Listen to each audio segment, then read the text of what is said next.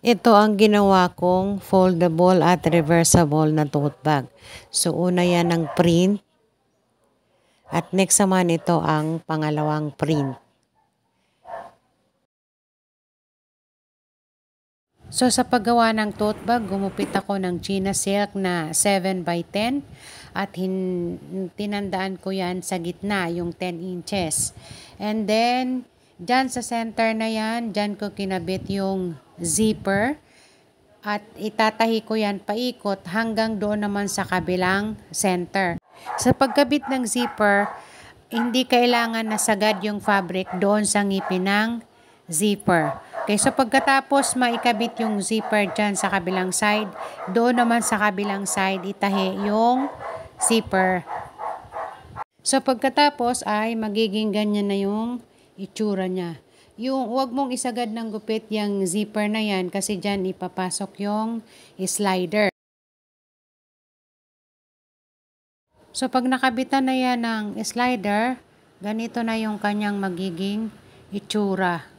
Next step naman ay itatahi natin yan dyan sa ginupit ko na 15x17 na lapad. So kinuha ko muna yung center dyan ng fabric.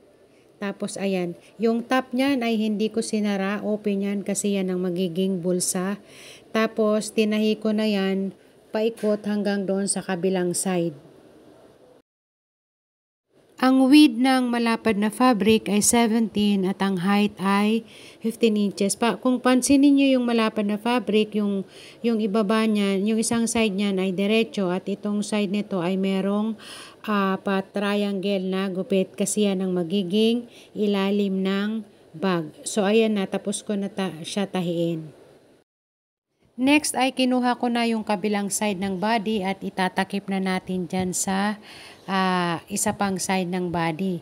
So tinahian ko dyan yung both sides at saka yung ilalim lang muna.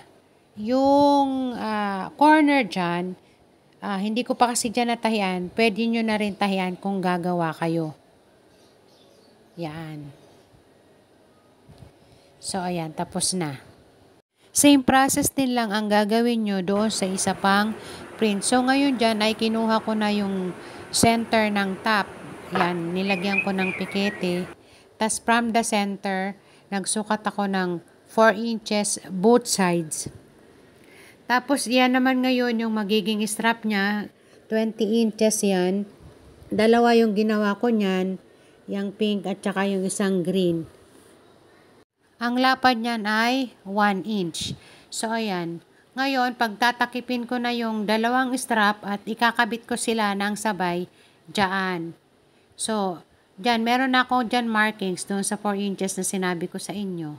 So, kung makikita nyo dyan, ayan, dalawa na yan ang print ng fabric.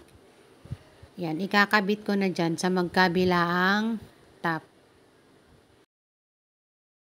So, pag naikabit na nga, ay kukunin mo naman ngayon yung isa pang print. Ayan. Siya na, ngayon ang gagawin mong lining. Pero dapat yung pag tinakip mo siya, kailangan yung bulsa niya ay nasa kabilang side. So, kabilaang side ang magiging position ng bulsa niyan. Okay, so yan. Tinahi ko na siya dyan sa top. Dapat yung ilalim nitong print na pinaka-lining mo ay may butas kasi pag natapos mo na siya tahiin, dyan mo siya dudukutin para maibaliktad mo. Yan.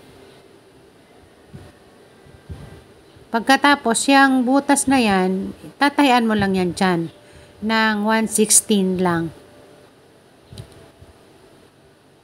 Okay yan.